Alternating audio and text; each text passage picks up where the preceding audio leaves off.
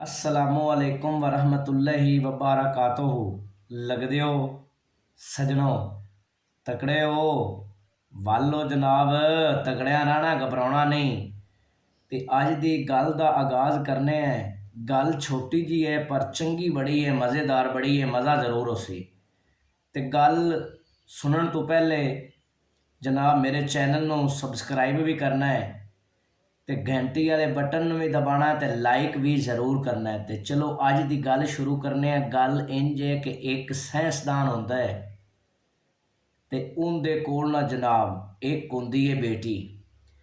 ते बेटी उनदी जिहड़ी है ना बड़ी खूबसूरत होंदी है। ते हाली ती ओह छोटी होंदी है ते साइंसदान नू ख्याल हुंदा है भी इनू इस बेटी नू ना इस लड़की नू इस तरह जवान करना है कि ये ਜਿਹੜੇ ਲੋਕ ਨੇ ਉਹਨਾਂ ਦੀਆਂ ਬੁਰੀਆਂ ਨਜ਼ਰਾਂ ਤੋਂ ਬਚ ਸਕੇ ਤੇ ਇਹਦੇ ਕੋਈ ਕਰੀਬ ਨਾ ਜਾਵੇ। ਜਨਾਬ ਜਦੋਂ ਉਹਨੂੰ ਉਹ ਖਿਆਲ ਆਉਂਦਾ ਹੈ ਨਾ ਤੇ ਉਹ ਜਿੱਥੇ ਆਪਣਾ ਨਾ ਤਜਰਬੇ ਵਗੈਰਾ ਕਰਦਾ ਹੈ ਉੱਥੇ ਇੱਕ ਛੋਟਾ ਜਿਹਾ ਬਾਗ ਲਾ ਦਿੰਦਾ ਪੌਦਿਆਂ ਦਾ ਤੇ ਉਹ ਜ਼ਹਿਰੀਲੇ ਪੌਦੇ ਹੁੰਦੇ ਨੇ ਤੇ ਉਸ ਲੜਕੀ ਨੂੰ ਉਹ ਆਪਣੀ ਬੇਟੀ ਨੂੰ ਉਸ ਬਾਗ ਦੇ ਅੰਦਰ ਛੱਡ ਦਿੰਦਾ ਹੈ। ਤੇ ਉਹ ਰੋਜ਼ਾਨਾ ਜਿਹੜੀ ਲੜਕੀ ਹੈ ਨਾ ਉਸ ਬਾਗ ਦੀ ਸੈਰ ਕਰਦੀ ਹੈ ਤੇ ਉਹ ਹੁੰਦੇ ਨੇ ਪੌਦੇ ਜਿਹੜੇ ਹੁੰਦੇ ਨੇ ਉਹ ਜ਼ਹਿਰੀਲੇ ਹੁੰਦੇ ਨੇ ਤੇ ਜ਼ਹਿਰੀਲਿਆਂ ਹੋਣ ਦੀ ਵਜ੍ਹਾ ਦੇ ਨਾਲ ਜਿਹੜੀ ਲੜਕੀ ਹੈ ਉਹ ਵੀ ਹੌਲੀ ਹੌਲੀ ਜ਼ਹਿਰੀਲੀ ਹੁੰਦੀ ਜਾਂਦੀ। ਜਨਾਬ ਜਦੋਂ ਉਹ ਜਵਾਨ ਲੜਕੀ ਹੋ ਜਾਂਦੀ ਹੈ ਨਾ ਉਹ ਮੁਕੰਮਲ ਜ਼ਹਿਰੀਲੀ ਹੋ ਜਾਂਦੀ। ਅਗਰ ਕੋਈ ਉਹਨੂੰ ਹੱਥ ਵੀ ਲਾਵੇਗਾ ਨਾ ਤੇ ਉਸ ਜ਼ਹਿਰ ਦੇ ਨਾਲ ਉਹ ਮਰ ਜਾਵੇਗਾ। ਅਗਰ ਉਹਦੇ ਕੋਈ ਕਰੀਬ ਜਾਵੇਗਾ ਤੇ ਮਰ ਜਾਵੇਗਾ। ਜਨਾਬ ਹੁੰਦਾ ਕੀ ਹੈ ਕਿ ਉਹਨਾਂ ਦੇ ਘਰ ਦੇ ਕੋਲੋਂ ਇੱਕ ਲੜਕਾ ਹੁੰਦਾ ਹੈ ਤੇ ਉਹ ਵੀ ਰੋਜ਼ਾਨਾ ਜਿਹੜਾ ਹੈ ਨਾ ਉੱਥੋਂ ਲੰਘਦਾ ਹੈ। ਤੇ ਇੱਕ ਦਿਨ ਹੁੰਦਾ ਕੀ ਹੈ ਕਿ ਲੜਕੀ ਜਿਹੜੀ ਹੈ ਉਸ ਲੜਕੇ ਨੂੰ ਵੇਖ ਲੈਂਦੀ ਹੈ ਤੇ ਜਦੋਂ ਵੇਖ ਲੈਂਦੀ ਹੈ ਨਾ ਉਸ ਲੜਕੇ ਤੇ ਜਾਂਦੀ ਹੈ ਰਹਿ ਤੇ ਰੋਜ਼ਾਨਾ ਉਹਨੂੰ ਵੇਖਦੀ ਹੈ ਤੇ ਲੜਕਾ ਵੀ ਨਾ ਉਸ ਲੜਕੀ ਨੂੰ ਰੋਜ਼ਾਨਾ ਵੇਖਦਾ। ਲੜਕਾ ਵੀ ਉਹਦੇ ਤੇ ਰਹਿ ਜਾਂਦਾ ਤੇ ਉਹਨਾਂ ਦੀ ਗੱਲਬਾਤ ਚਲਦਿਆਂ ਚਲਾਉਂਦਿਆਂ ਬੜੀ ਦੂਰ ਨਿਕਲ ਜਾਂਦੀ ਹੈ। ਤੇ ਫਿਰ ਹੁੰਦਾ ਕੀ ਹੈ ਆਸਤਾ ਆਸਤਾ ਹੌਲੀ ਹੌਲੀ ਉਹ ਇੱਕ ਦੂਏ ਦੇ ਕਰੀਬ ਹੁੰਦੇ ਜਾਂਦੇ ਨੇ ਤੇ ਜਿਵੇਂ ਕਰੀਬ ਹੁੰਦੇ ਜਾਂਦੇ ਨੇ ਲੜਕੀ ਨੂੰ ਪਤਾ ਹੁੰਦਾ ਹੈ ਕਿ ਮੈਂ ਜ਼ਹਿਰੀਲੀ ਹਾਂ। ਉਹ ਬੜਾ ਫੈਸਲਾ ਰੱਖਦੀ ਹੈ।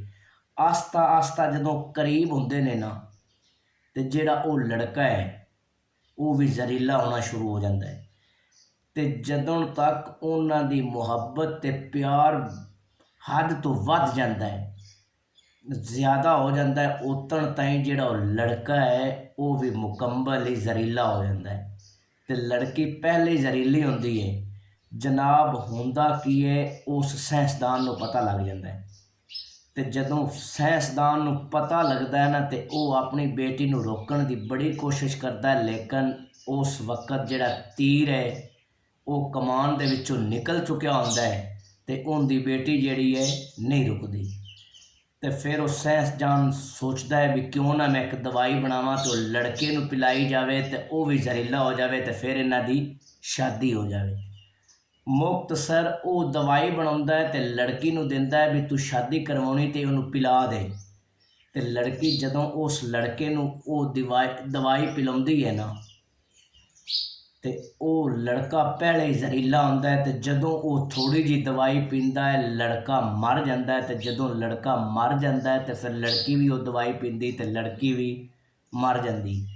ਉੱਥੇ ਉਹਨਾਂ ਦੀ ਜਿਹੜੀ ਮੁਹੱਬਤ ਜਿਹੜਾ ਪਿਆਰ ਮਰਨ ਦੇ ਨਾਲ ਦੋਵਾਂ ਦਾ ਖ਼ਤਮ ਹੋ ਜਾਂਦਾ ਹੈ। ਤੇ ਲੇਕਿਨ ਗੱਲ ਸੁਣਾਉਣ ਦਾ ਮਕਸਦ ਇਹ ਹੈ ਕਿ ਜਿਹੜੇ ਸਾਇੰਸਦਾਨ ਸੀ ਉਹਦੇ ਜ਼ਿਹਨ 'ਚ ਤਾਂ ਜਿਹੜੇ ਖਿਆਲਾਤ ਹਨ ਉਹ ਕੁਝ ਹੋਰ ਹਨ, ਲੇਕਿਨ ਅੱਲਾਹ ਤਾਲਾ ਦੀ ਤਰਫੋਂ ਕੁਝ ਹੋਰ ਲਿਖਿਆ ਹੋਇਆ ਸੀ। ਇਸ ਵਾਸਤੇ ਇਨਸਾਨ ਦੀ ਸੋਚ, ਇਨਸਾਨ ਸੋਚਦਾ ਕੁਝ ਹੈ ਲੇਕਿਨ ਹੋਣਾ ਕੁਝ ਹੁੰਦਾ ਹੈ। ਤੇ ਲੱਗਦੇ ਹੋ ਤੇ ਬੇਲੀਓ ਹਮੇਸ਼ਾ ਆਪਣੀਆਂ ਸੋਚਾਂ ਨੂੰ ਮੁਸਬਤ ਰੱਖੋ, ਸਹੀ ਸੋਚੋ, ਮਨਫੀ ਨਾ ਸੋਚੋ, ਕਿਉਂਕਿ ਇਹਦੇ 'ਚ ਆਪਾਂ ਨੂੰ ਇੱਥੇ ਵੀ ਫਾਇਦਾ ਮਿਲੇਗਾ ਤੇ ਮਜ਼ੀਦ ਅੱਗੇ ਕਾਮਯਾਬ ਹੁੰਦੇ ਆ ਤੇ ਉਹਦੇ ਵਿੱਚ ਵੀ ਇਹਦਾ ਬੜਾ ਕਿਰਦਾਰ ਹੁੰਦਾ ਹੈ। ਤੇ ਇਸ ਵਾਸਤੇ ਆਪਣੀਆਂ ਸੋਚਾਂ ਨੂੰ ਮੁਸਬਤ ਰੱਖੋ। ਅੱਲਾ ਨਿਗਹਿਬਾਨ।